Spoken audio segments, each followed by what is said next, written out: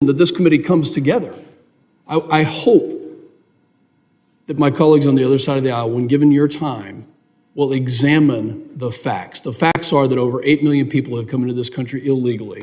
The facts are that the Secretary of Homeland Security has not secured our country against terrorism, against fentanyl, against criminal gangs, against traffickers, against sex slavery, against any of it. He is complicit. In fact, he is willfully complicit, which is why he needs to be impeached. I yield back. Gentleman yields. I now recognize Mr. Thanadar, the gentleman from Michigan, for his 5 minutes of question. Thank you, Chair. And thank you to our witnesses for being here today. Professor Bowman, would you say that Secretary Mayorkas done anything that rise to the level of high crime and misdemeanor? No, Congressman. Now, we know our immigration system is broken for decades. There is not much work done to reform our immigration system. And Secretary Mayorkas should not bear the blame for the inherent flaws within the system he has inherited. And my appeal to my Republican colleagues here is that rather than getting bogged down in an impeachment process that seems needless and devoid of constitutional authority, let's shift our focus, working together in fixing our broken immigration system. Our broken immigration system is causing our nation a loss of billions and trillions of dollars in economic growth.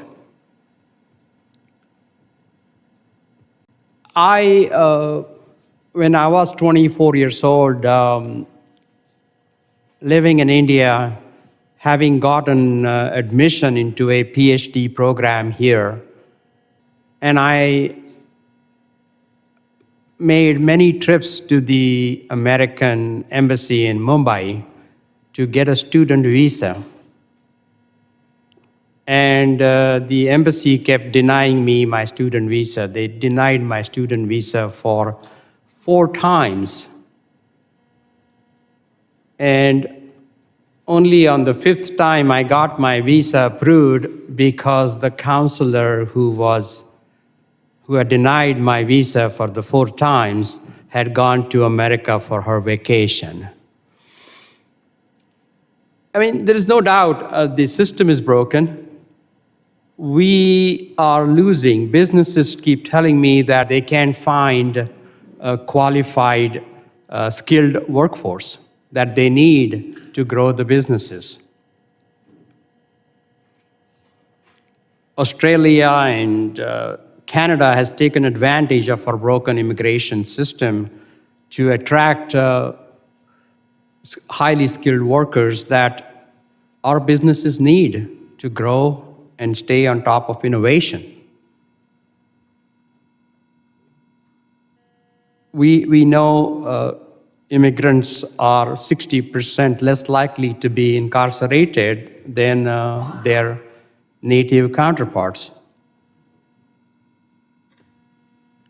I just want to take this time to appeal across the aisle to let us spend our energies and our constitutional authority to solve the problems, to fix the broken immigration system that we have not dealt with for decades. And let's not blame the Secretary for our broken immigration system, but let's fix it to help our economy create jobs and make things better for all. Thank you. The gentleman yields. I now recognize the gentleman from New York, Mr. Garbarino, for his 5 minutes of questioning. Thank you, Mr. Chairman. Thank you to witnesses for being here today. You know, I've heard a lot of the statements coming from my colleagues, and they're acting like we've come here on a whim.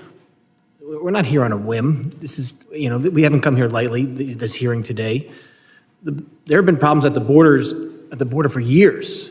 And now every state in the nation is seeing those effects negatively. I just look at my own state in New York and the costs of dealing with the crisis at the border. And we have been begging the administration to do something for years. Nothing has been done. We're not here on a whim. Something has to be done. So that's why we are here we are. If leadership can't follow the laws of the land, follow the laws of the land. It's not just policy. There's laws. There are laws on the books, and they are being ignored right now by the current administration and the current secretary. If they can't follow the laws that are on the books, we need to find someone who will. So I think we have taken the time and necessary steps to arrive here in a proper manner. It's taken a while, and our country has been at disservice because of that. It's taken so long. But we're here today, and I appreciate you all being here. And I'm going to start with Mr. Attorney General Drummond. You've described Oklahoma's challenge with the explosion of unlicensed and illicit drug manufacturing in the state following Secretary Mayorkas becoming the leader of Homeland Security.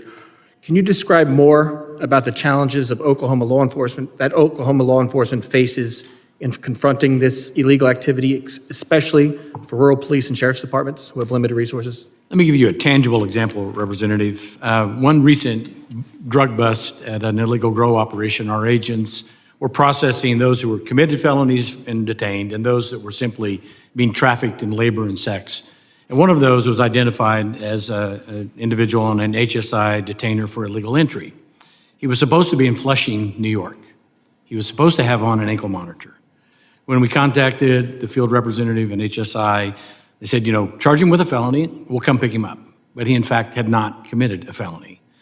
Then we were instructed to say, please direct him to turn himself in to the nearest HSI field office.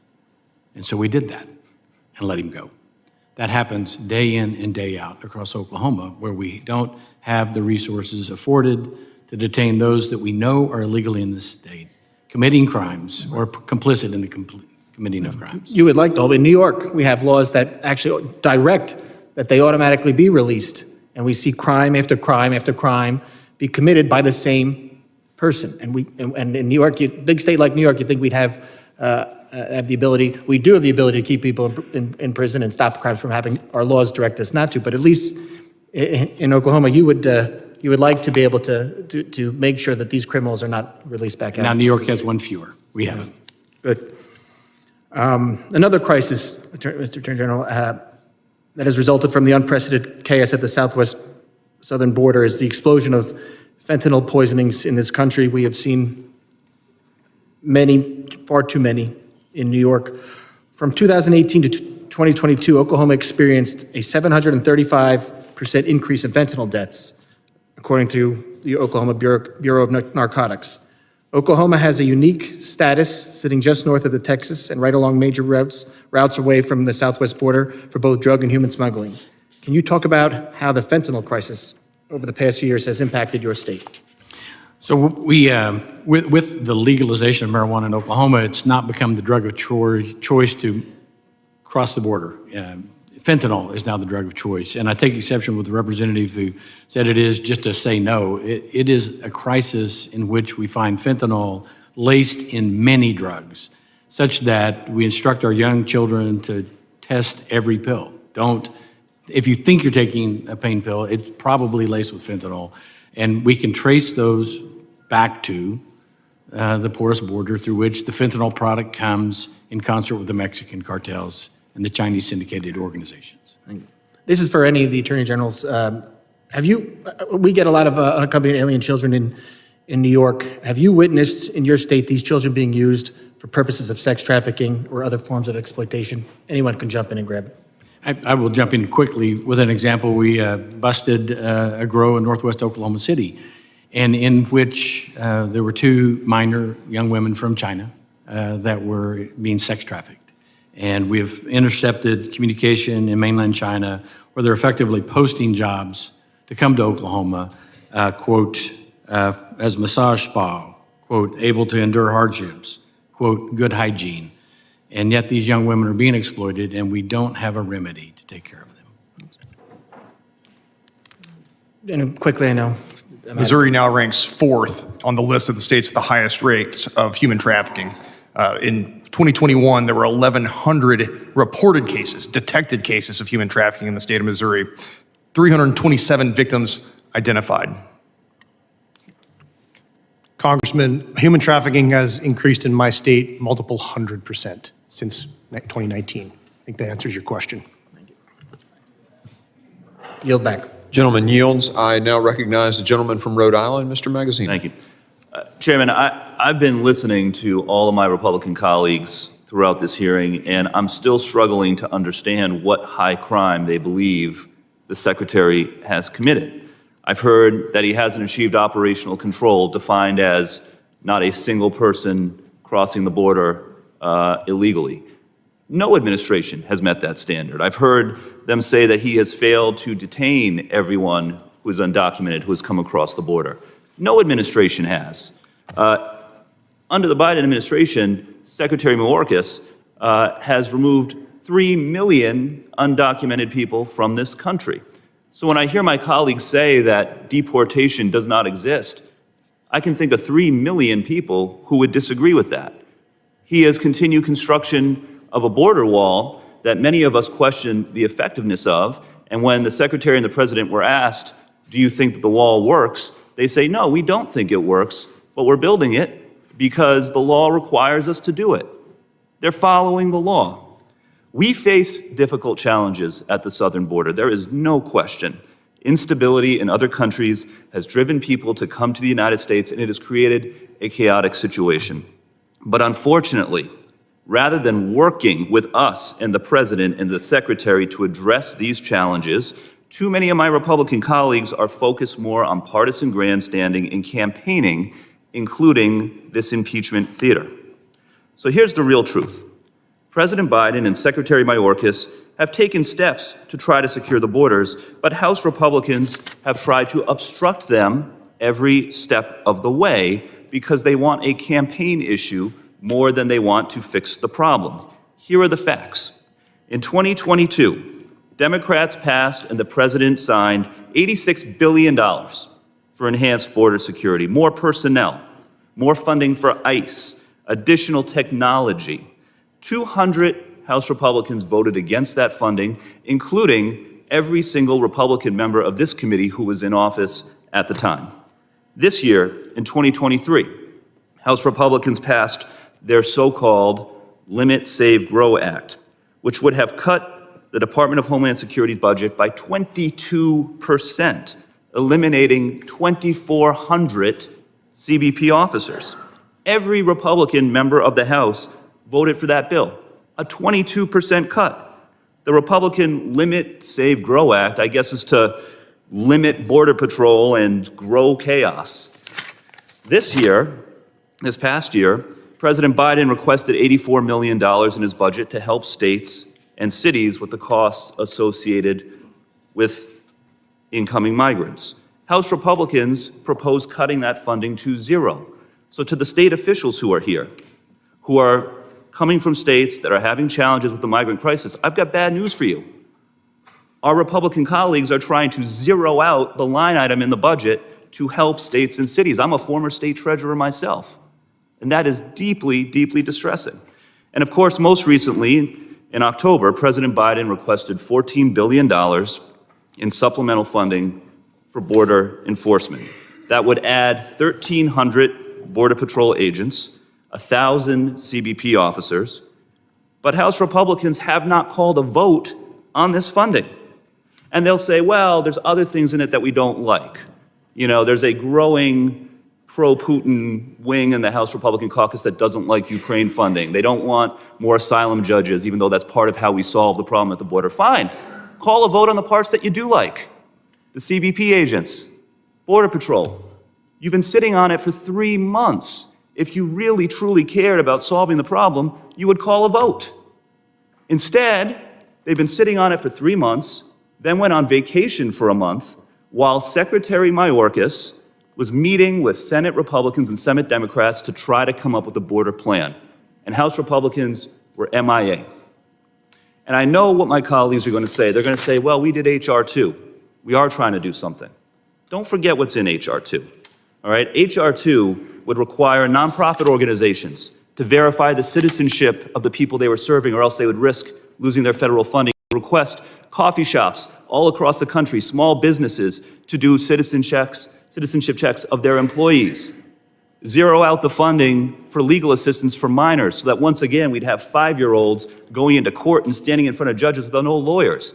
And we tried to negotiate with them. We tried to put in amendments to make that bill better, but of course they wouldn't work with us. So let's not forget what's really going on here. The Secretary is trying to do his job. House Republicans have been obstructing him every step of the way and are now trying to impeach him because this is about politics for many of them. It is not about solving the problem at the border, which is what we should be doing. With that, I yield back. The gentleman yields. I now recognize the gentlelady from Georgia, Ms. Green, for her 5 minutes of questioning. Thank you, Mr. Chairman. I'd like to bring up that nothing spells impeachment theater, unlike the last impeachment of our former president of the United States, Donald J. Trump. That was quite a political sham impeachment. But today we're talking about a real impeachment that needs to take place. There have been over 20 occasions that Secretary Mayorkas has claimed that the border is either closed or secure, starting even back in 2021, when he is on record stating the border is secure, the border is closed. Again, the border is closed, the border is secure. He stated to Fox News' Peter Doocy, the border is closed. Then he stated again to Congressman Pfluger here on this committee. Congressman Pfluger asked him, said the border is secure. We are executing our plan, as he stated to Congressman Pfluger. Secretary Mayorkas said, I have been very clear and unequivocal in that regard. Congressman, the border is no less secure than it was previously. He also stated to Congressman Michael Guest on our committee, when he was asked by Congressman Guest, do you maintain today, in light of the statements made by Chief Ortiz, that the border is secure? Secretary Mayorkas replied, Congressman, I stand by my prior assessment because indeed I define it as maximizing the resources we have to deliver the most effective results. His results have been quite effective. Here are some of Secretary Mayorkas's effective results. Approximately 10 million illegal border crossers from over 160 countries have invaded the United States since President Biden took office and Secretary Mayorkas started his job. This is a number combined with over 8 million encounters and over 1.8 million gotaways. In September 2023, over 341,000 illegal border crossers invaded our country, surpassing all national records. Secretary Mayorkas is bringing the results. In fiscal year 2023, there were over 3 million illegals who invaded the border, the highest number of yearly illegal alien encounters in U.S. history. That far surpasses those that were supposedly deported. There have been approximately 73,000 special interest aliens arrested at our border. Those are the ones that we know of, ladies and gentlemen. There's over 1.8 million gotaways, and we have no idea how many in that 1.8 million or more are terrorists, are from terrorist nations. We don't know where they are, what they're doing, and what their plans are for the United States of America, including the states that you're working very hard to protect. These are some impressive results. Most impressive for American taxpayers is the total federal expenditures, and this is just in 2023, stands at $66,449,136,000. But let's talk about total state and local expenditures. Stands at $115,608,730,000. The total national expenditures for border crossers for 2023 stands at $182,057,865,000. That is an unbelievable expense for the American people and the American taxpayers. And what are the results from Secretary Mayorkas' job performance? He's violated the Secure Fence Act of 2006 by not maintaining operational control of our border. He's violated the Immigration and Nationality Act.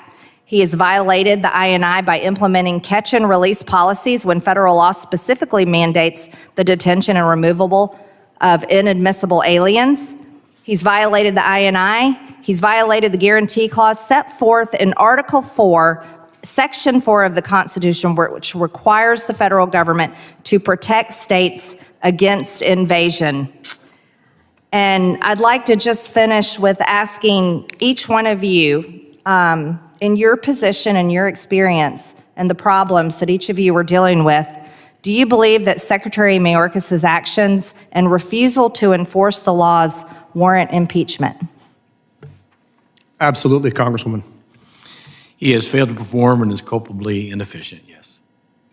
The Secretary is acting in violation of the law and constitutional order. Thank you very much. I yield back my time, Mr. Chairman.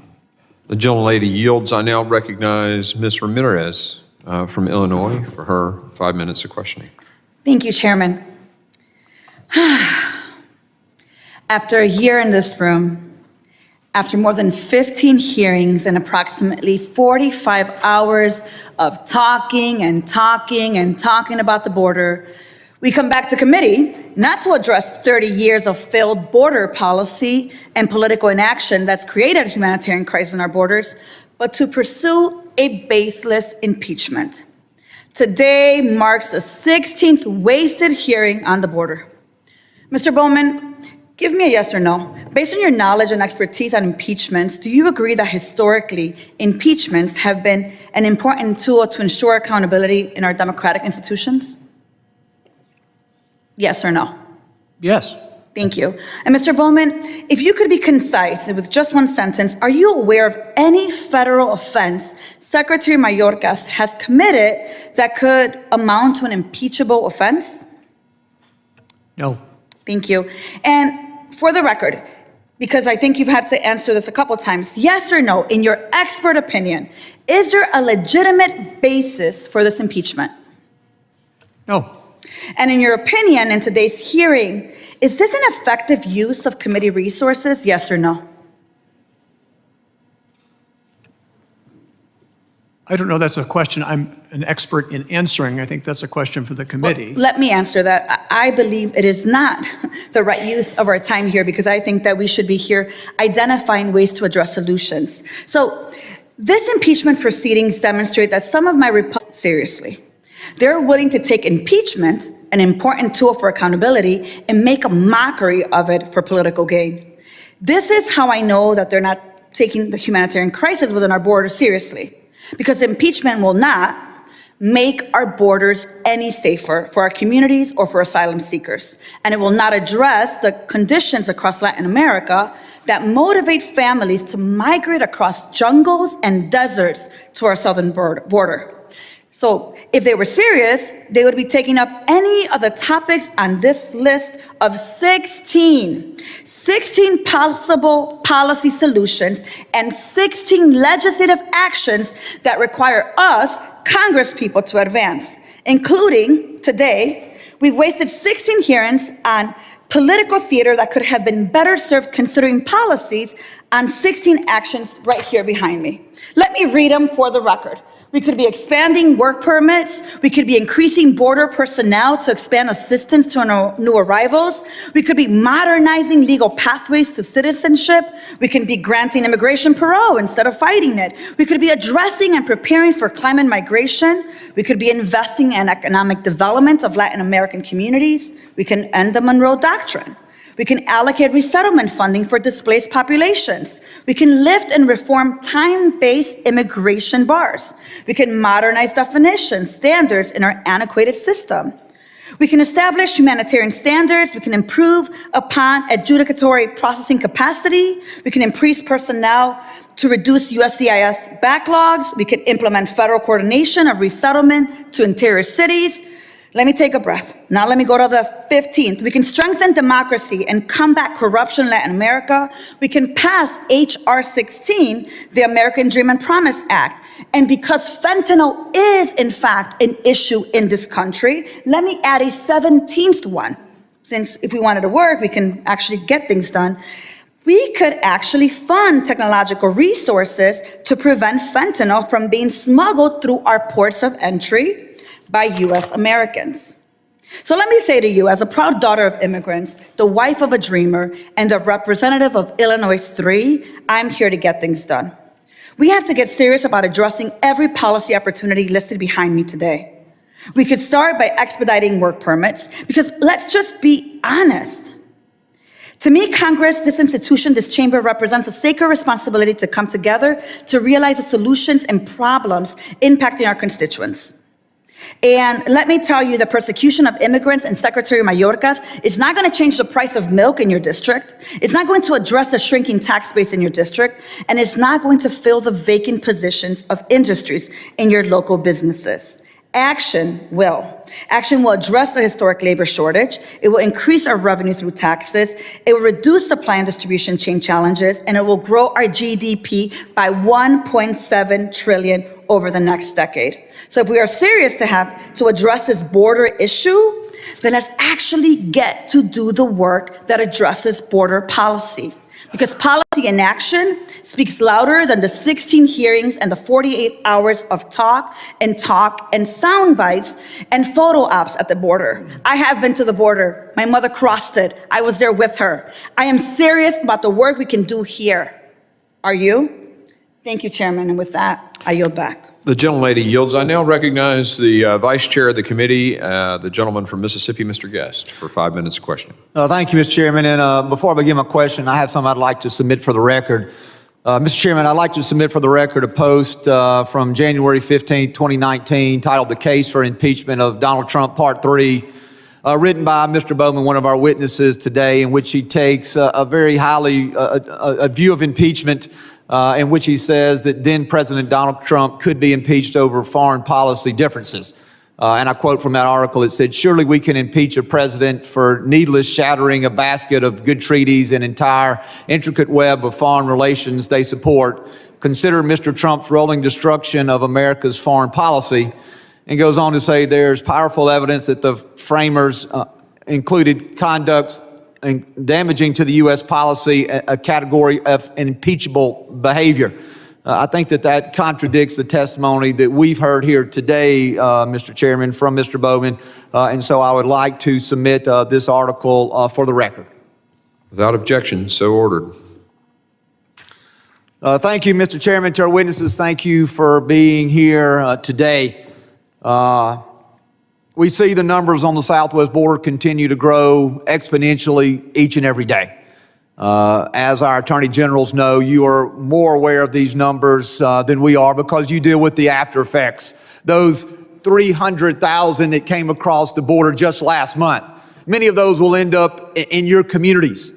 Your testimonies, as I've read them, says that your communities, your states, your cities, that you'll be responsible for housing, for feeding, for educating, for health care. You talk about the strain that this is going to be placing on the criminal justice system. And then you also talk about the total lack of response from our federal government.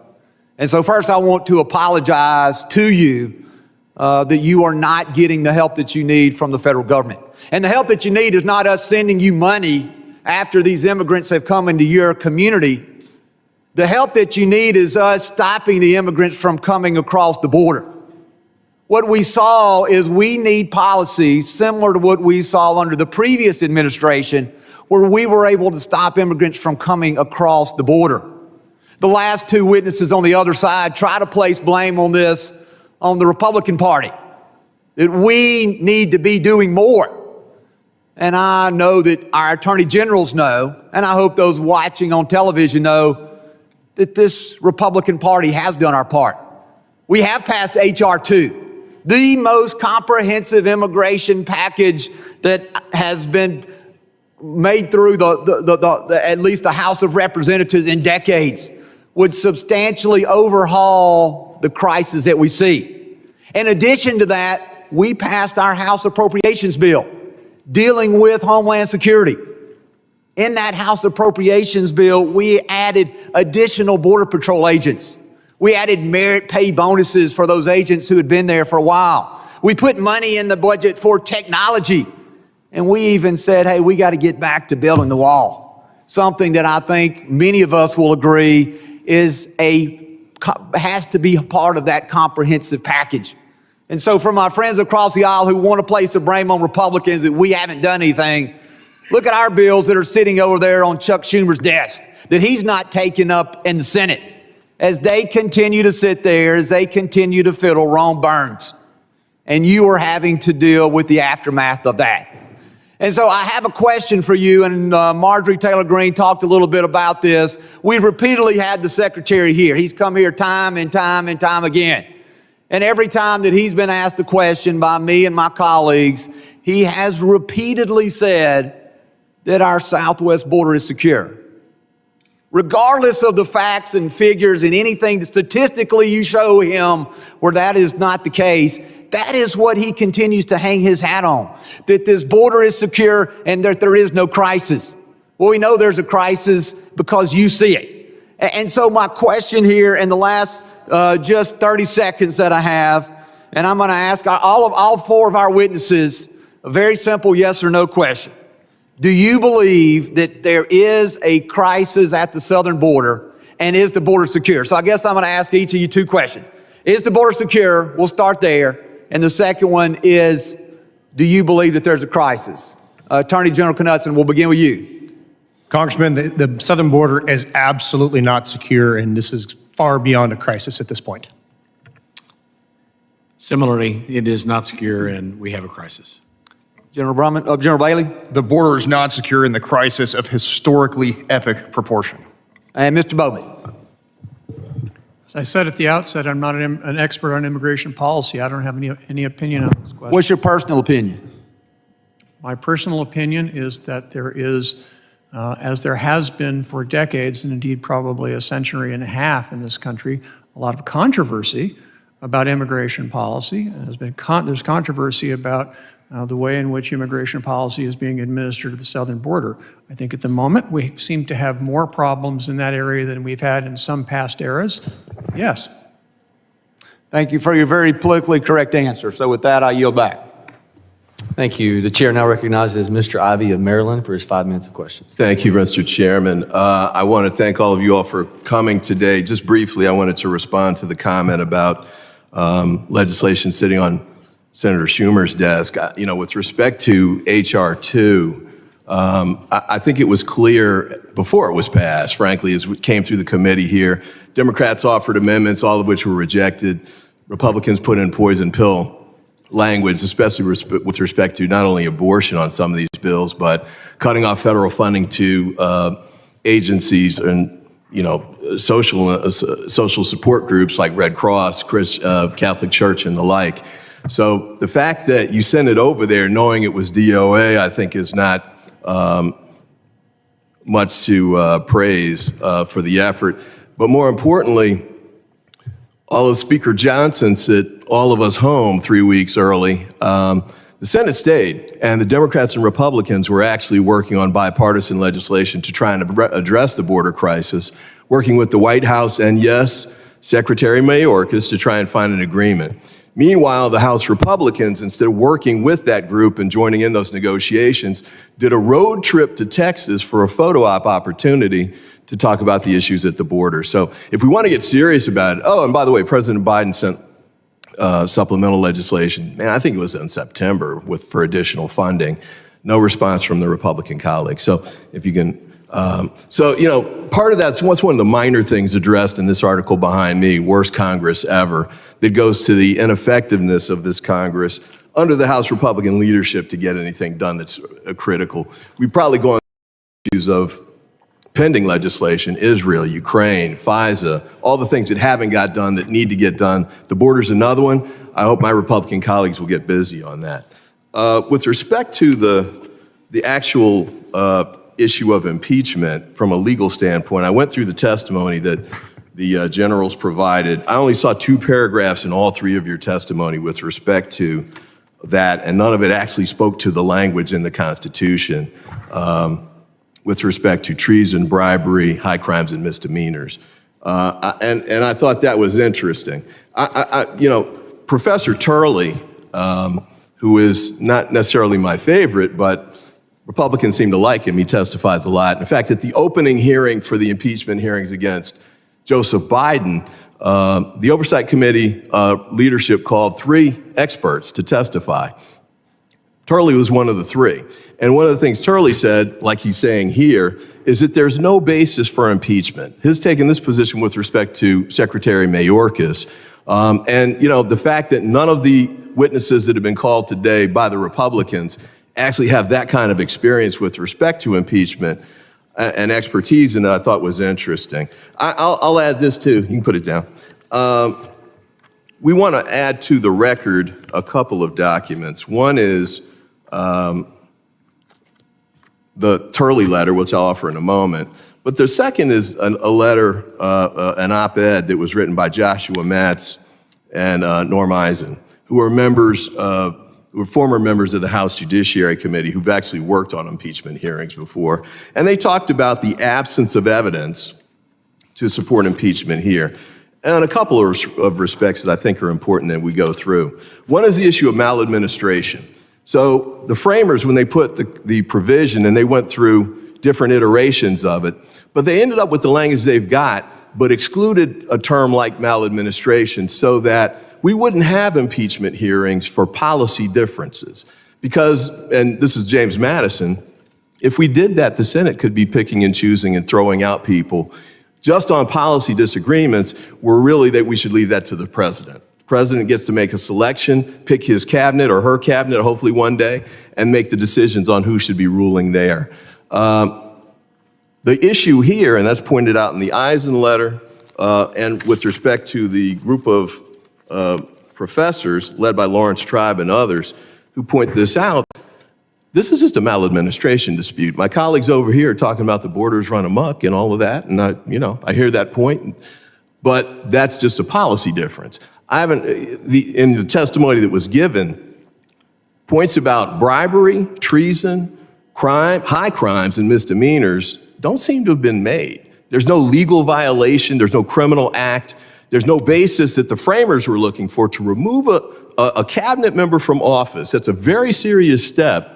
And by the way, I got a printout of all of the impeachment legislation that my colleagues have put together. I think Ms. Taylor Greene alone just has 8 impeachment resolutions in this Congress. 8. 3, I think, against Secretary Mayorkas. So if we're going to be serious about this, let's try and get to the issues with respect to the actual legal piece. And I apologize, Mr. Chairman, but I'll conclude there. And I look forward to actually having a debate and experts who can speak to this from expertise or scholarship on the issue of the standard for impeachment.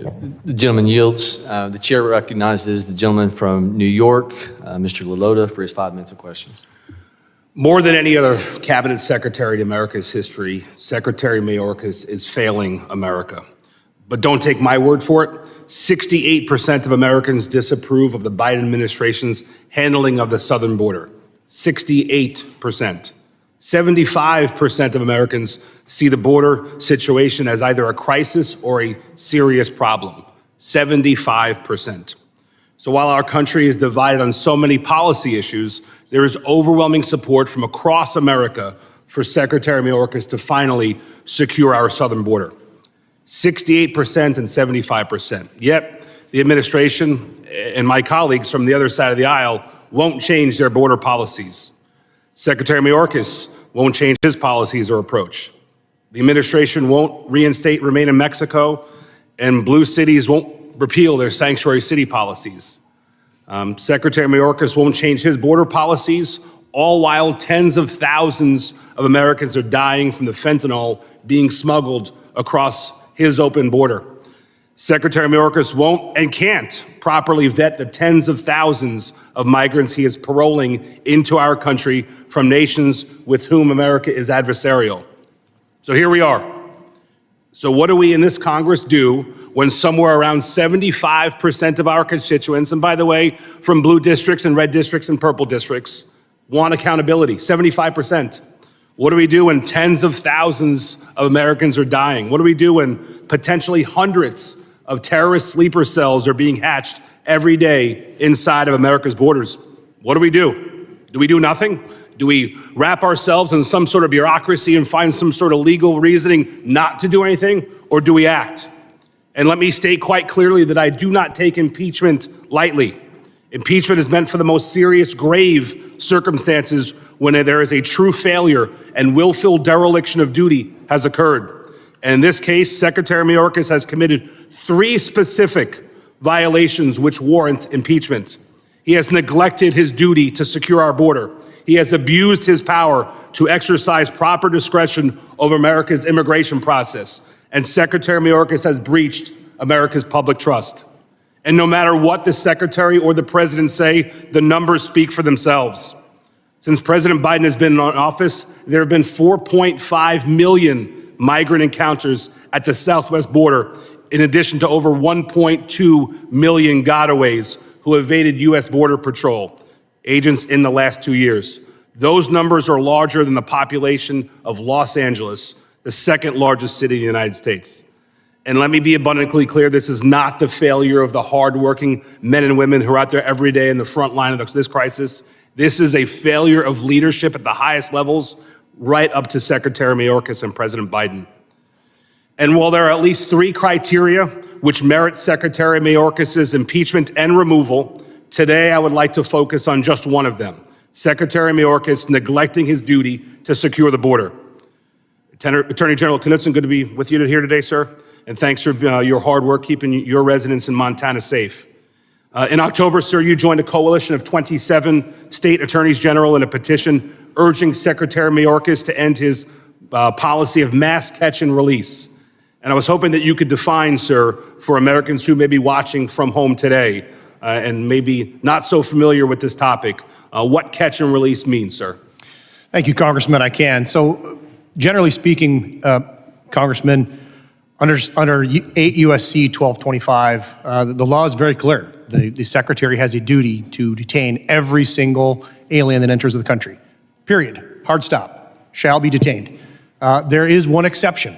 There's a case-by-case exception listed under Section 1182, which allows on a case-by-case individual temporary basis for either humanitarian or for public justice reasons, an exception.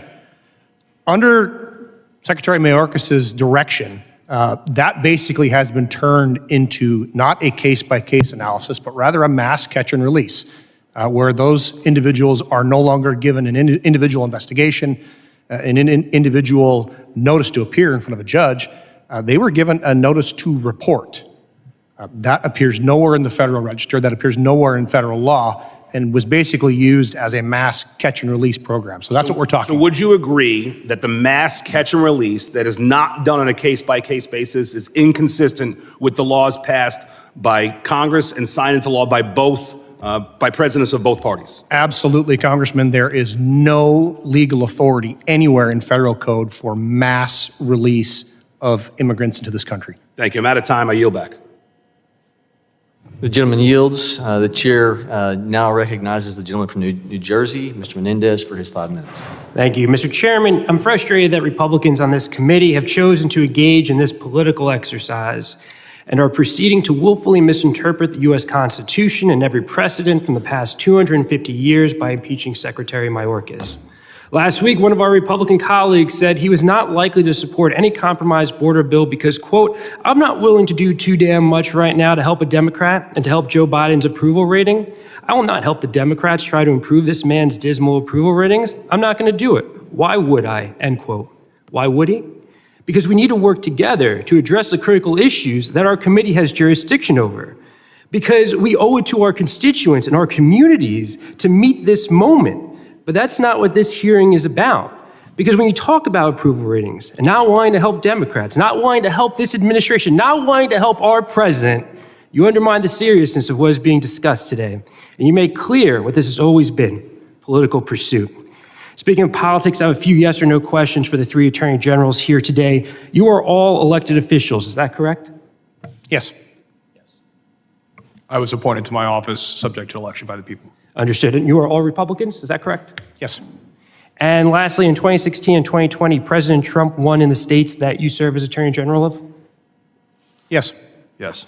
So it's fair to conclude that it's politically beneficial for you to be supportive of the former president and his policies and oppose President Biden's policies, as is the case for all of our Republican colleagues here on this committee.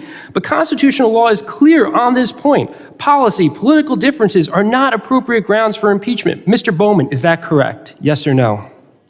It is.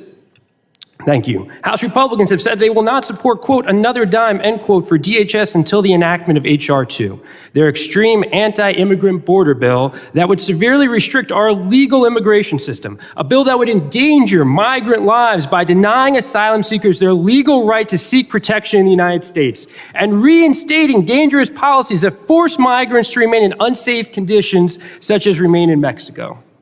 But Republicans know that H.R. 2 is so cruel and unworkable that it will never become law. But that's what they use to say we're doing something here. That's what we're doing on this committee in this Congress. Instead, Republicans could support President Biden's request for funding for more CBP officers and fentanyl detection technology to increase CBP's capacity to identify bad actors and drugs at our southern border.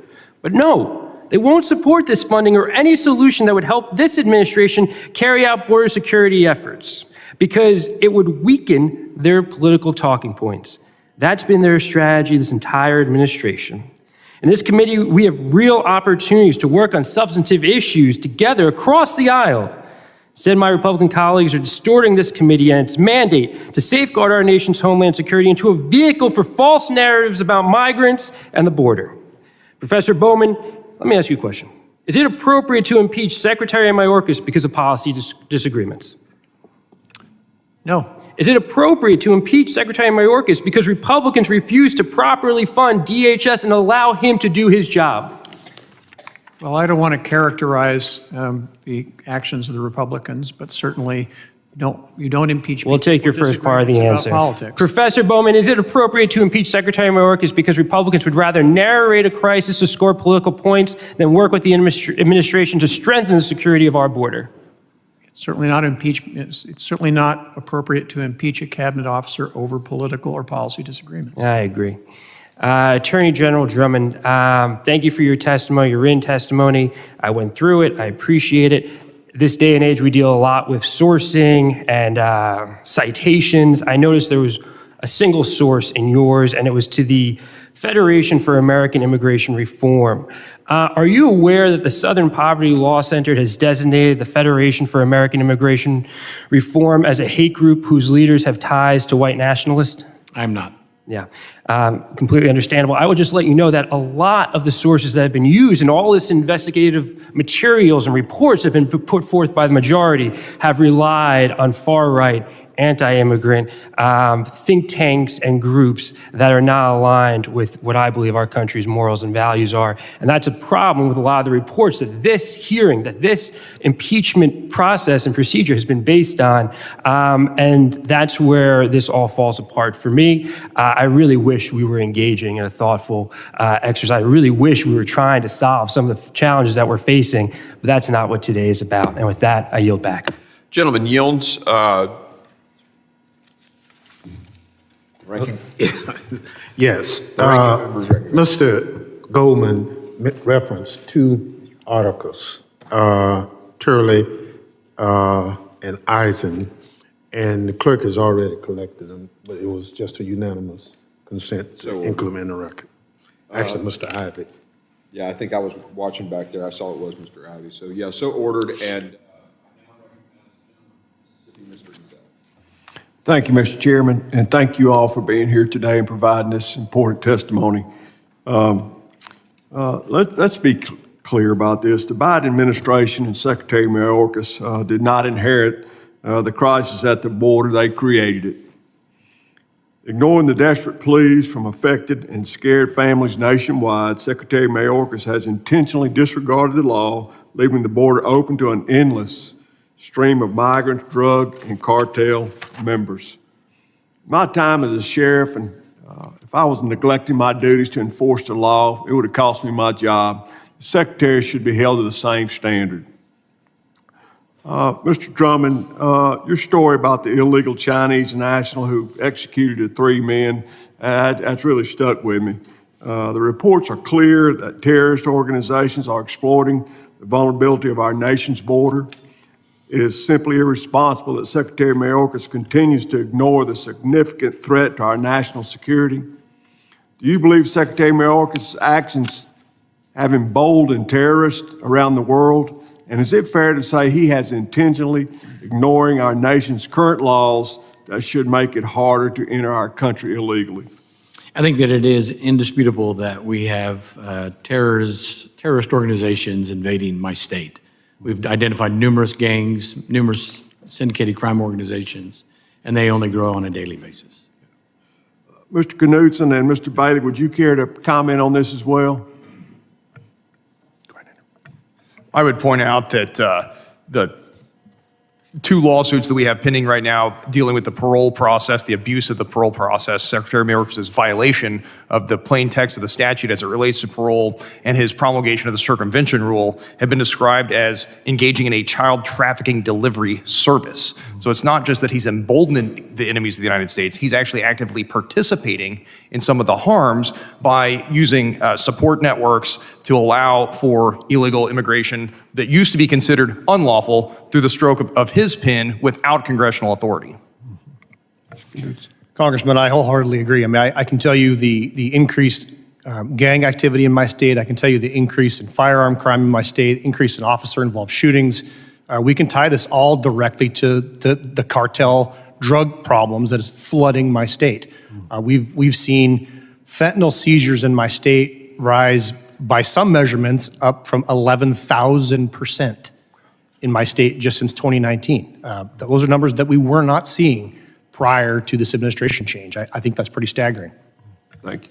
Mr. Drummond, in your state and many others, we've had taken steps to safeguard our communities because we cannot rely on this administration to protect us.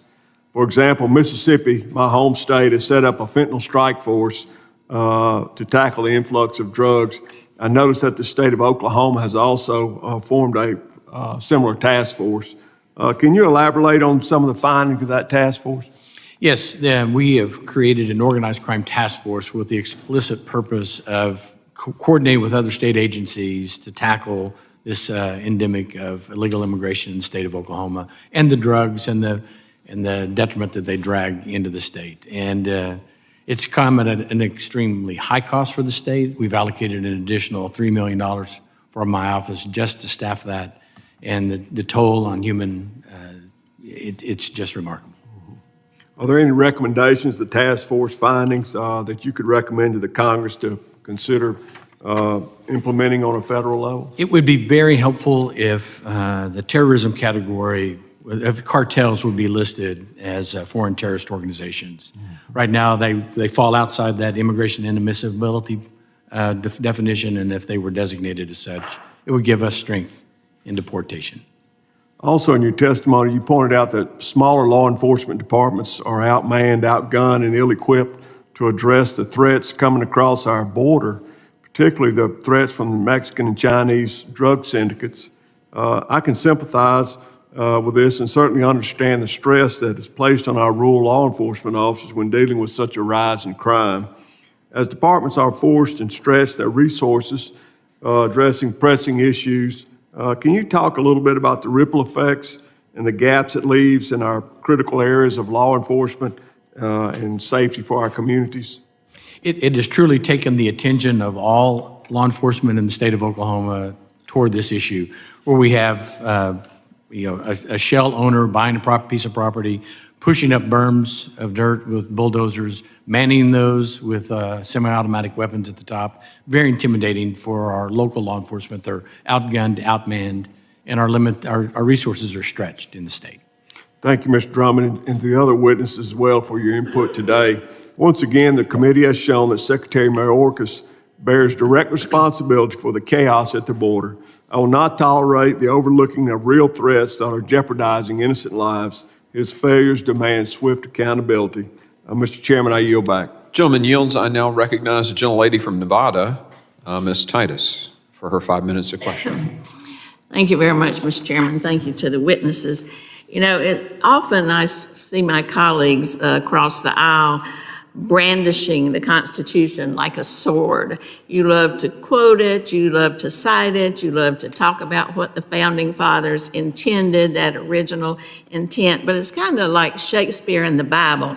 Those who talk about it the most have seldom read it and really may not understand what's in there. You know, if you talk about original intent, you're saying what the Founding Fathers intended.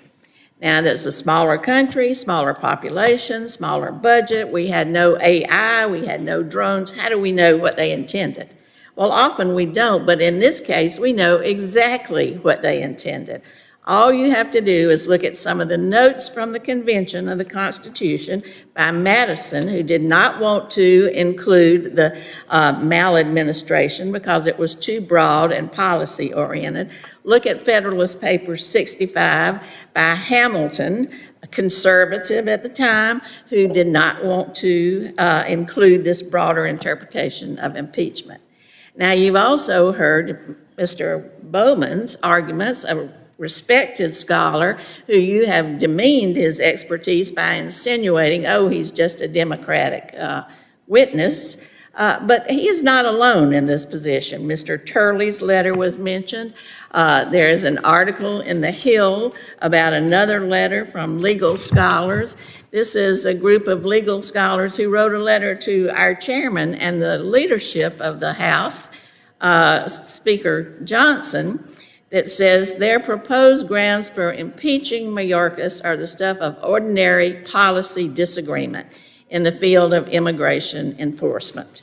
They go on to say that this is inappropriate. They admit they have varying views on the wisdom and success of Mayorkas' work on the immigration policy, but they say you cannot have impeachment based on this policy. It is a, I quote, stark departure from the Constitution. Now, these legal scholars included in this letter are Donald Ayer, who served as U.S. Deputy Attorney General under George H.W. Bush, Stuart Gerson, who served as acting U.S. Attorney General during Clinton and also served in the Justice Department under Bush.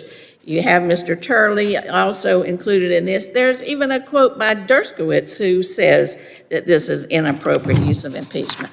So Mr. Bowman, with his expertise, does not stand alone in condemning this use of impeachment for political reasons. Now, I look at this resolution that we're supposed to be considering that was offered by Ms. Taylor Greene, and aside from the fact that it's got some punctuation and grammatical errors, it lists some ways that the Secretary has been effective in the amount of fentanyl that has been seized at the border, the number of people who were caught on the terrorist watch list before they came into the country. Those are all evidence that he is carrying out his duty. What I don't see anywhere in this resolution, nor have I heard from any of my colleagues, nor any of our attorneys general, is how impeaching the Secretary is going to solve all these problems. How's it going to get rid of these illegal grow places in Oklahoma? How's it going to get rid of all the terrorists who are coming into Missouri? How is it going to solve the fentanyl problem in these other, whatever other state, Montana, because we've gotten rid of Mr. Mayorkas. If anybody can add that and tell us how getting rid of him is going to make a difference, I'd like to hear it. We hear over in the Senate, Mr. Lankford, Senator Lankford, who is a Republican, saying, well, you can just switch one secretary for another. It's not going to make any difference. So perhaps we could talk about how getting rid of Mr. Mayorkas through this impeachment process is going to make a difference. I hear nothing. Did you want, does the gentlelady yield? No, I'm not going to. Okay, all right. So since I gave you, I'd gladly answer the question. I gave you an opportunity. I gave you okay. I'll yield. Okay, all right. Well, in my previous testimony, I've shared that the policies that he's implemented has allowed the cartels, and actually Merrick Garland agreed with this, that they're flooding the crossing sites, tying up the Border Patrol, causing them to concentrate, And then the fentanyl and the other things are coming across the border outside. Now, I get the argument that's often made about what's captured is mostly captured at the You're not crossing answering, site. you take my time back. Okay, Thank you, all Mr. right. Chairman. You're not answering my question, how getting rid of Mayorkas is going to solve these problems. What you really want to do is get rid of President Biden.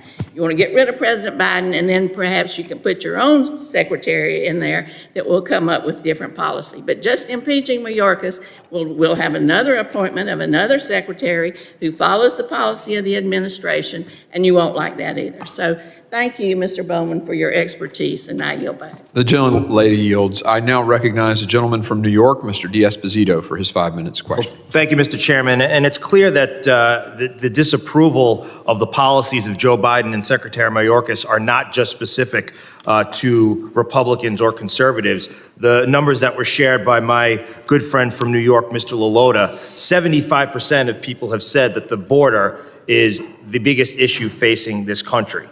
You talk about numbers. Fiscal year 21, since fiscal year 21, 8,542,000 people have come across our borders. Over 3 million in fiscal year 23. In November, 308,000 and change, 242,000 at our southern border. 312 terrorists who have come across on our terror watch list in fiscal year 21. 1.8 million gotaways that we know about, and many more that we don't. It's cost cities and states throughout this country $451 billion with a B. There's been over 70,000 Americans killed by fentanyl that have come across from cartels. We've been asked the question, is this about policy or is this about the things that Mayorkas has committed? Well, if you ask me, all those numbers is a complete betrayal to this country. We talk, and has been mentioned by colleagues, that again, this is political theater. This is Republicans, conservatives, using the border as a narrative as we go towards an election. But this isn't a narrative. It's not one created by the Republicans, and I'll take us back to my home state of New York, where you have Democrats. Our governor has said flat out, there's no room left in New York. There's no room at the inn. Don't send migrants here anymore. We've heard a Democrat city mayor, Mayor Adams, who I disagree with virtually everything about, but this I actually agree with. He has said that the migrant issue in New York City will destroy New York. So this doesn't seem like it's political theater. It doesn't seem like it's a narrative that's been created by Republicans and conservatives, because you now have Democrats in these blue states and sanctuary states and cities who agree with us. Just last night, we had children told in New York City that they can no longer attend school in person.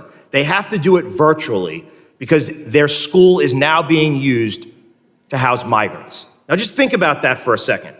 We want to talk about the failed policies. This isn't just a policy. This is intent. Mayorkas has intentionally betrayed this country. People are claiming that they want to come here for a better way of life, for democracy, for a chance at that American dream, for a better education. And yet children who came here correctly, children who were born here, last night were told that they cannot go to school because there's no room for them because it's being used by migrants. That's the height of hypocrisy. And if you ask me, it is a betrayal of this country. Mr. Gettner-Drummond, in your testimony, you talked about how smaller law enforcement agencies feel that they are ill-equipped to handle the threats stemming from the border crisis. Can you talk about how the border crisis impacts the resources of smaller police agencies and what the officers in those departments are feeling?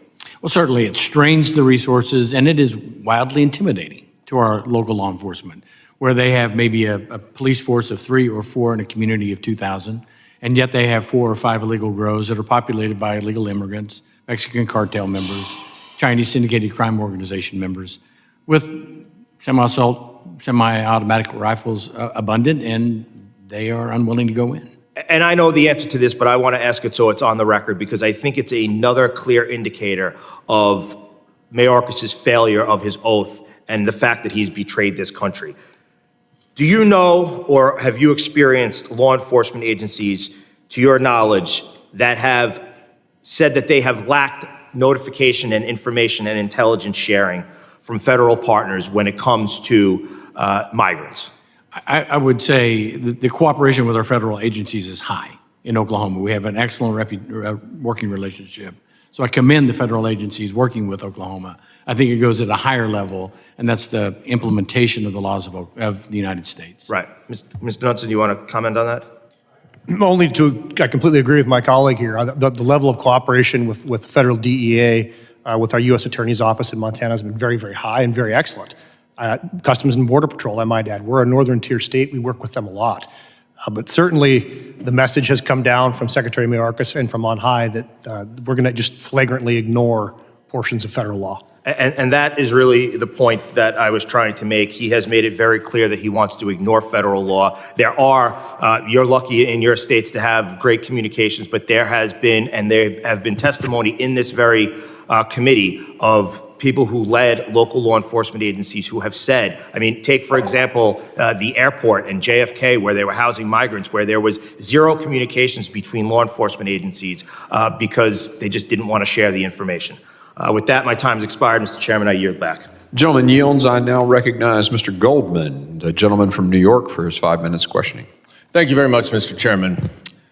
I find it really difficult to sit here listening to my colleagues on the other side of the aisle slander personally a cabinet secretary who has committed much of his life to this government and our public service.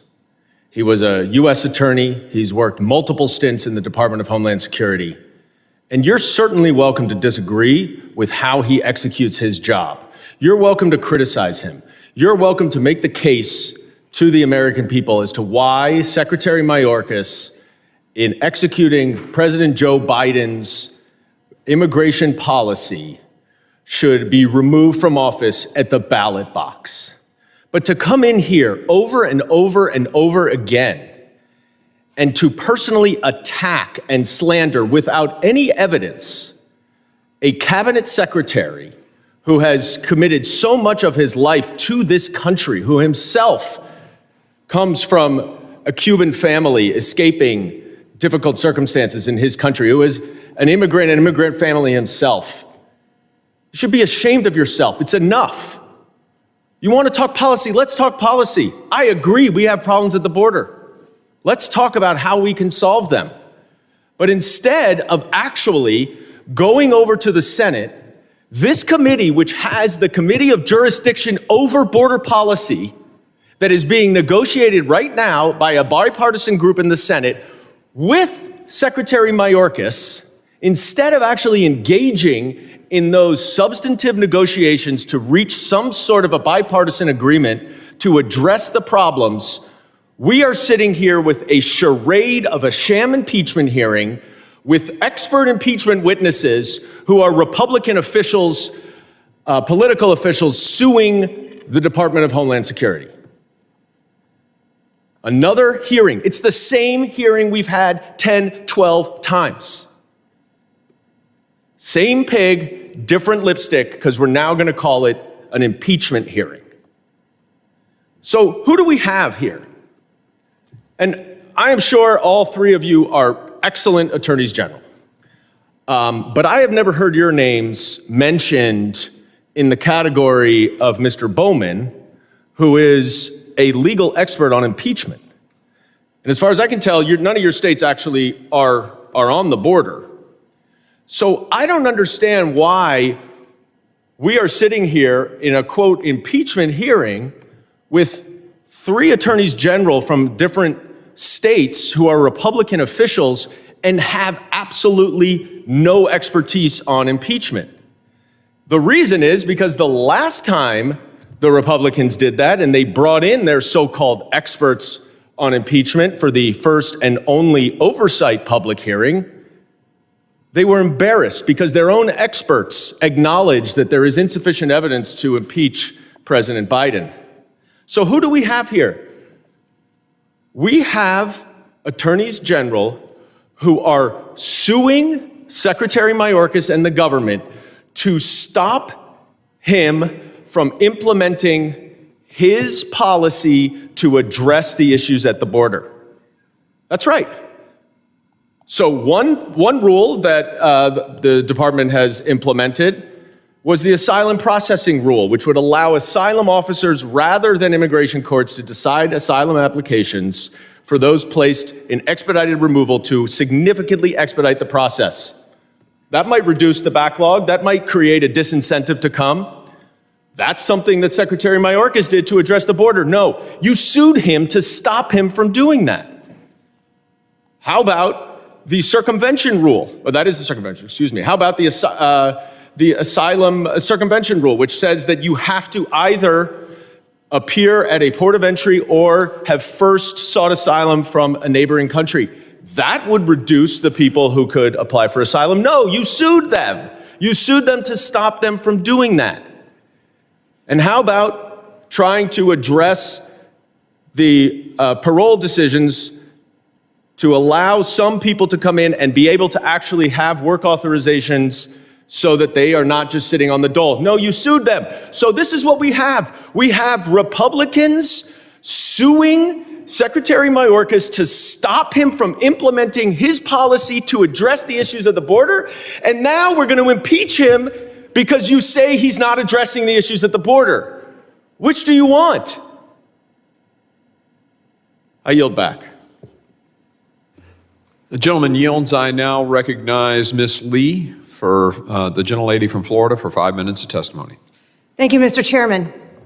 Much has been said today by our colleagues across the aisle about this hearing and the purposes for it. It's been called a waste of time. It's been called a charade. It's been suggested that it's repetitive or unnecessary. To suggest that this hearing is any of those things, or to suggest that this hearing is tantamount to nothing more than a discussion of policy differences, is to fundamentally deny the seriousness, the scope, the scale of the catastrophe at our southern border, and the testimony of these witnesses who are here today and every witness that has come before them to testify in front of this committee about the seriousness of this crisis. We are here today because Secretary Alejandro Mayorkas has intentionally gone around and subverted the immigration laws of the United States of America. We are here today because Secretary Alejandro Mayorkas has repeatedly defied orders from courts directing him to cease and desist certain policies, which he continues to utilize. We are here today because the Department of Homeland Security has defied inquiries from Congress, trying to get to the bottom of the scope and the scale of this crisis. And we are here today because Secretary Mayorkas has defied congressional directives related to spending, congressional directives as to how money was supposed to be spent. We are here because there is an unchecked flood of illegal immigration at our southern border that is destroying not just border communities, but communities around our country. Today alone, we have heard extraordinary and compelling testimony about the utter lawlessness that is occurring in this administration.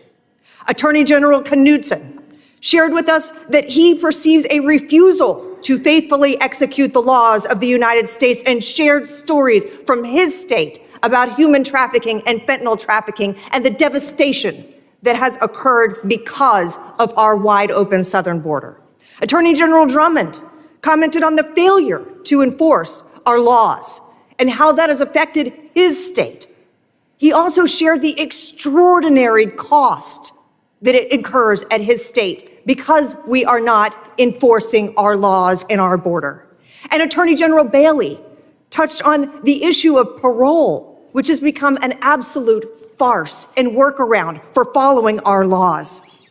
He's said perverting the plain text of the law. And indeed, that's exactly what is happening. In my state, Florida, we too have been forced to sue the Department of Homeland Security to attempt to achieve any semblance of lawful behavior and policy.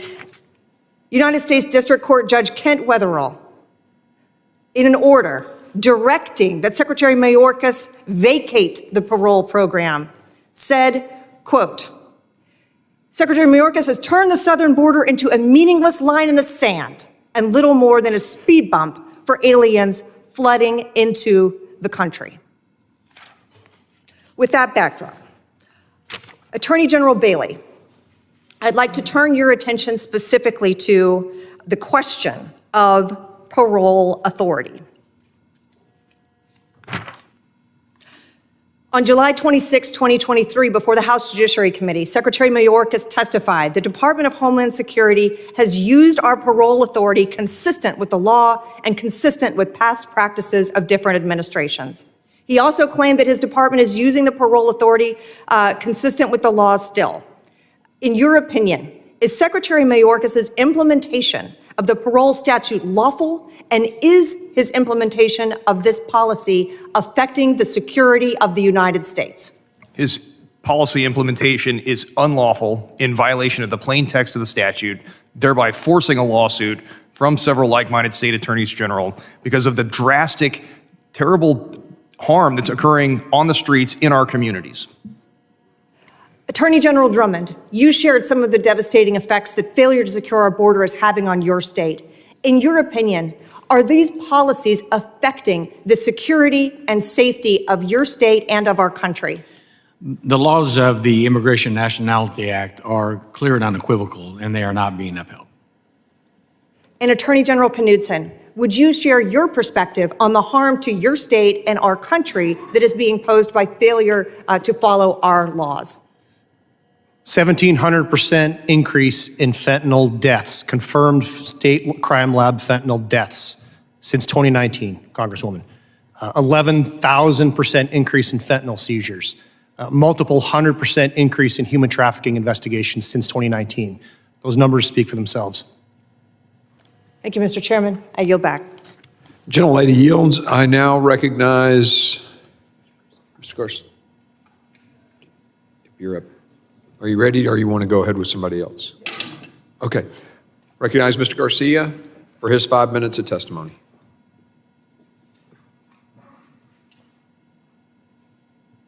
Thank you, Mr. Chairman.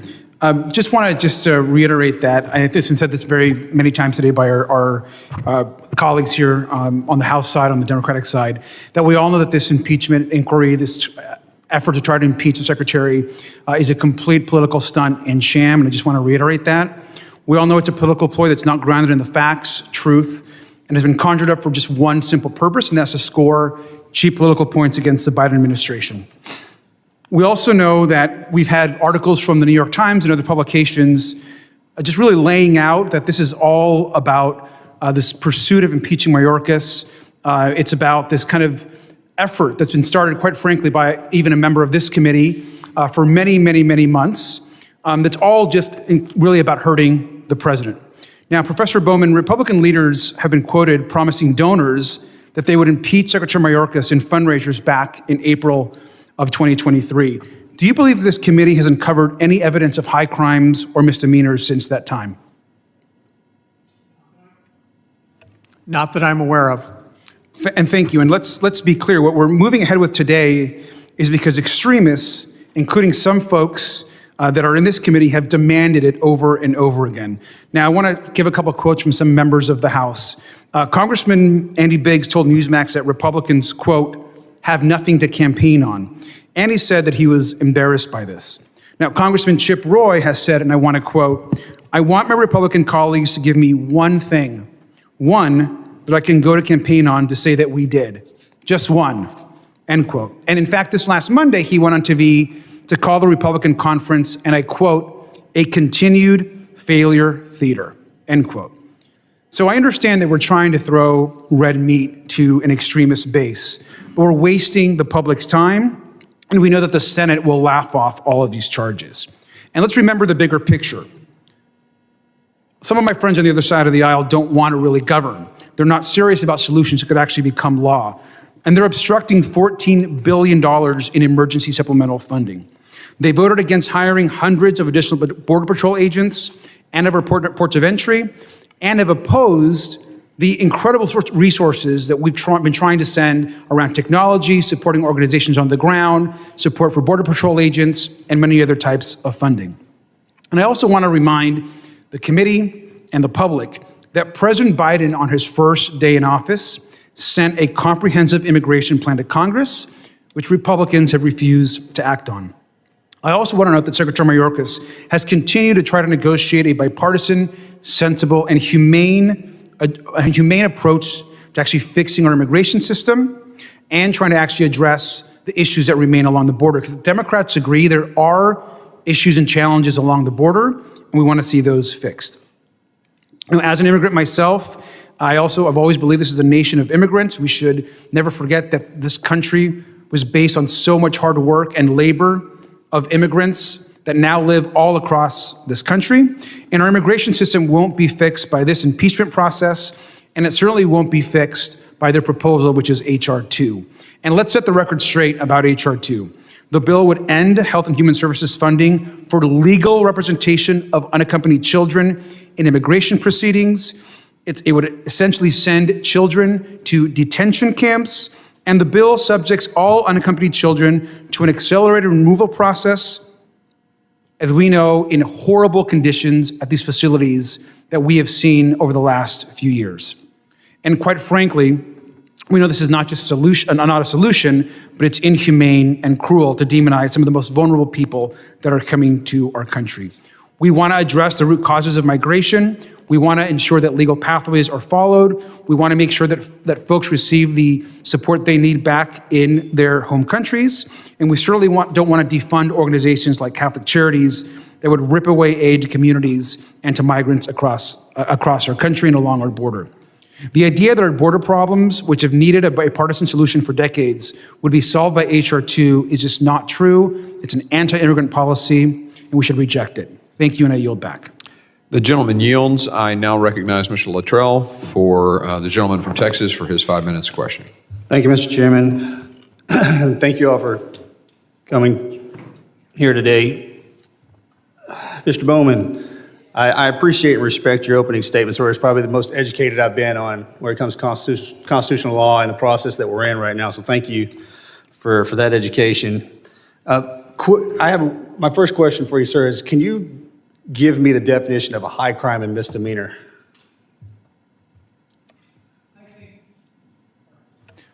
I think no single definition is satisfactory in every case, but I think Charles Black's is a pretty good general statement. That is to say, high crimes and misdemeanors should be extremely serious offenses in the way that serious crimes like treason and bribery are. Extremely serious. Second, let me go off of that one, sir. That's a great point. Is the selling of fentanyl inside the United States causing hundreds of thousands of deaths over the past years considered a high crime in your opinion? I'm unaware that the Secretary has sold any fentanyl. No, I'm not directing that to the Secretary. I'm asking you, is the selling of fentanyl inside the United States, killing hundreds of thousands of Americans over the years, would that be considered a high crime? If you could establish that. Boy, that's a yes answer all day long. If you don't say yes, that's bad juju. Did that, possibly. All right, so let me ask you this. I'm aware of no evidence that ever happened. There's no evidence that hundreds of thousands of people over the past few years have died from fentanyl overdoses? I'm unaware of any evidence that Secretary Mayorkas has ever sold. I'm not talking about Secretary Mayorkas. I'm talking about fentanyl deaths. That's what we're here to talk about, are we not, Congressman? Secretary Mayorkas? If you'll allow me to finish, if you'll answer my question, I'm getting to my point. It's your time, so you can, All right, so let me ask you this. Since we're unhinged on the fentanyl deaths, do you consider slavery a high crime? Is there any evidence that Secretary Mayorkas has enslaved anyone? This is getting a little bit more complicated than I thought it was going to be. I want to know if I'm supposed to go back to the folks in my district and tell them that the individual responsible for securing the American borders is falling short because the United States is one of the top countries on the planet for sex slaves. We lose 100,000 people a year to fentanyl overdoses, and the individual responsible for protecting us is Mr. Mayorkas. That's where I'm going with that. The fact that you didn't jump on top of and say that those things were absolutely involuntary, the worst things ever, is graphically disturbing to me. I pitched that one up as a softball, buddy, and you failed miserably. I'm from Texas. I feel this every day. And my colleagues and I, we have our disagreements, and I went down to the border with the other Republicans. I didn't have a polo on. I didn't get behind the podium. I talked to everybody down there that works down there. I talked to the ranchers, the citizens, and they tell me every single day that we are overwhelmed. And Ms. Titus brought up an amazing point. Yes, if we remove Mr. Mayorkas, Mr. Biden will put another Democratic member in that spot. We know that. I'm here for this reason. I'm sending a message that my people can no longer take it. We are dying by the droves. Every year I have to look at the mothers. I look at the mothers and fathers that lost their kids for fentanyl. I look at them every single day when I'm out in the district. And it's all coming across our southern border. Through the ports of entry. Yes, I got it. But if you're responsible for securing our borders, then you better act like it. And this individual is not. And that is the problem, sir. Period. In a discussion. These atrocities that we are seeing, you can't explain. 40 million people are enslaved on the planet. 40 million. And America is leading up top with that problem. And you ask where they come from, they come across our southern border and our northern border. And that, sir, is the responsibility of the secretary. And since he has failed to conduct his job for the past few years, we need somebody else. Now, I'm Mr. Mayorkas, I've chatted him up. He is a family man, he's a good man. And I'm gonna be crucified going back home and saying that. I've spoken to face to face. And I bet he adamantly would disagree on the fact that slavery is horrible. The fentanyl deaths are horrible. But there was a mother sitting in front of this committee months ago, last year, that sat there and looked at every single one of us. She lost her mother and her daughter to a coyote running through the town. Killed them both. She had to stand there in the emergency room while her daughter died. She looked us all in the face and said, you guys are absolutely doing nothing. You're doing nothing. So when we go to Mr. Mayorkas and say, hey, we need to act on this, and nothing's happening, sir, that is an absolute problem. I yield back. Gentleman yields. I now recognize Ms. Clark from New York, the gentlelady from New York, for her 5 minutes of testimony. Thank you, Mr. Chairman, and good afternoon. Let me first start by thanking our witnesses for joining us this afternoon, today. It's clear that MAGA Republican attempts to impeach Secretary Mayorkas have nothing to do with his performance and everything to do with the loyalty oath most of my colleagues on the other side of the aisle have sworn to Donald Trump. After the House twice impeached Donald Trump, once for attempting to bribe an ally to investigate his political opponent and interfere in U.S. elections, and again for inciting an insurrection against the Capitol to steal an election, some of my Republican colleagues want to settle the score by impeaching someone, anyone, in the Biden administration. Secretary Mayorkas was sworn in on February 2nd of 2022. Less than 6 weeks later, Senator Lindsey Graham floated the secretary should resign during an appearance on Fox News. In May of 2021, Congressman Biggs appeared on the First and said that Secretary Mayorkas has got to go and introduced articles of impeachment of the secretary in August of that year. The secretary had not yet served 6 months. Other Republicans piled on that call in the months that followed. In April, Chairman Green fundraised off his planned impeachment efforts, telling his donors to, quote, get out the popcorn, unquote. But Secretary Mayorkas is hardly the only member of the Biden administration Republicans have disagreed with and then tried to impeach. Congressman Perry filed articles of impeachment against Attorney General Garland in October of 2021. Congresswoman Taylor Greene filed articles to impeach the Attorney General in August of 2022, FBI Director Christopher Wray in May of 2022, and filed multiple articles of impeachment against President Biden, sometimes more than one time in the same day. Congressman Norman filed articles of impeachment against Secretary Blinken in August of 2021, and Congressman Mills filed articles of impeachment against Secretary Austin in August of 2023. Meanwhile, Republicans have filed multiple resolutions to expunge the impeachments of Donald Trump. I'm concerned that my Republican colleagues fail to understand the gravity of impeachment. So, Professor Bowman, the founders engaged in robust debate when defining the criteria for impeachment. In your view, did the founders intend for impeachment to be a frequently used process to coerce the executive branch into policy decisions, or a rarely used tool reserved for extraordinary behavior that meets the definition of high crimes and misdemeanors? Certainly the second, Congresswoman. I mean, the key point here is not only that impeaching Secretary Mayorkas will affect absolutely no change in border policy, border legislation, but even if impeaching a cabinet secretary could really accomplish something consequential, it would be terrible for the country, because it would overthrow the basic principle of separation of powers on which the Constitution and our system of government are actually based.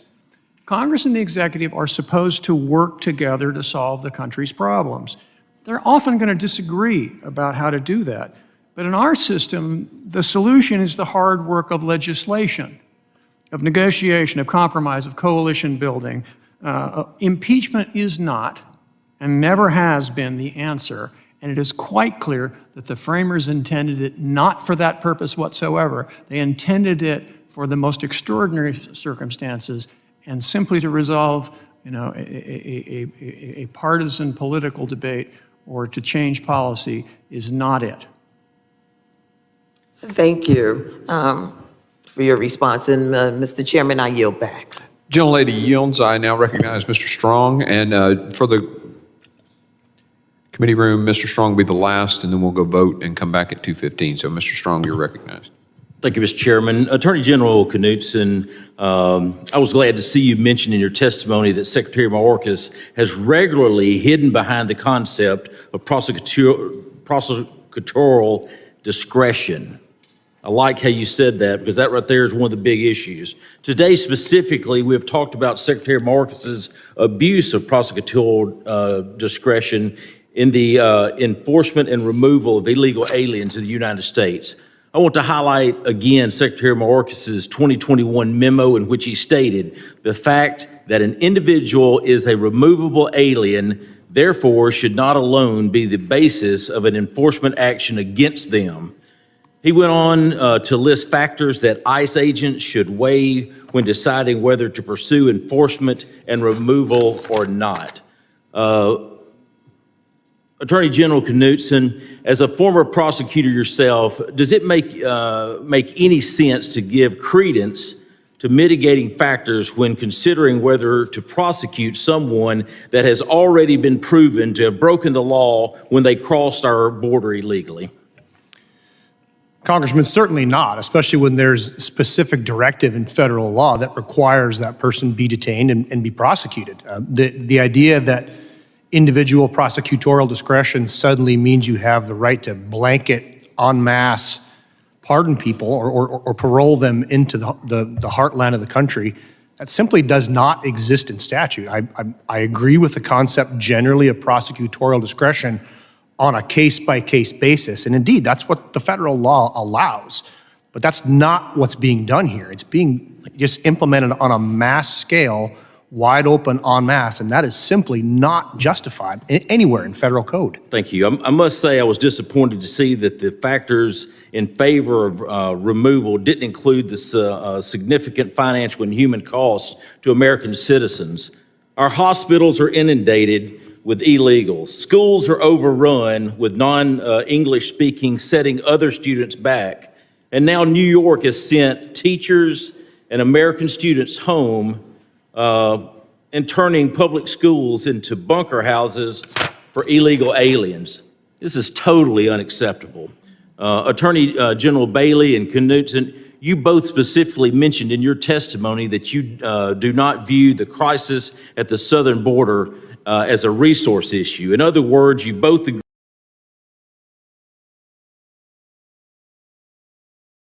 You each explain to the committee why this is the case.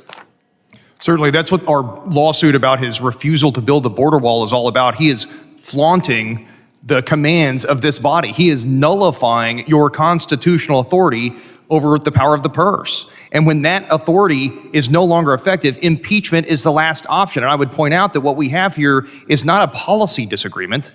It's a willful violation to carry out an explicit directive of this body and an abdication of his official duties.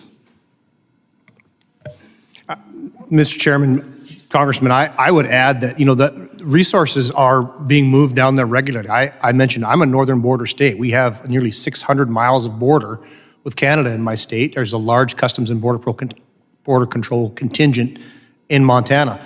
Most of those individuals have told me they've been cycled down to the southern border.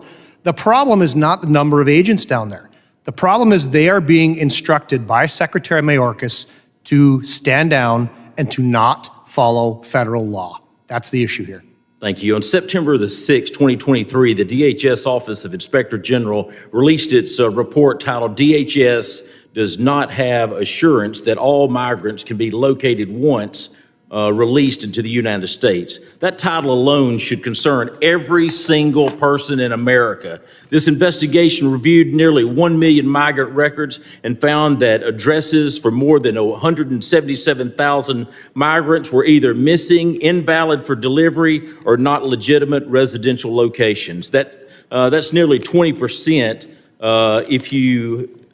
if you look at this, and that right there is totally unacceptable. We talk about leadership by the Secretary of Homeland Security. Well, you think about this. The first thing that I saw at the southern border on one of my many visits is I noticed 20,288 border wall panels in storage. I came back to D.C. and found out that those 20,288 panels being stored in 3 different states, costing the American taxpayer more than $300 million. This is how they solve or try to work to solve the problem at the southern border. This is totally unacceptable, and this is another reason that we're here. Mr. Bowman, you're a constitutional law expert. Should President Trump have been impeached for a Russian hoax where the Steele dossier was created and paid for by the Clinton campaign? What do you think about that? Should that have happened? What were you teaching in your classroom? Go ahead and answer the question, and then we'll, Mr. Chairman, I'll yield to you, because I know he doesn't want to answer that question. No, do you not want the gentleman? Okay. All right. The gentleman yields. We will recess now until 2:15. We have 2 votes. I need to chat real quick with the witnesses just to make sure that you guys can stay. We're in recess. 2:15.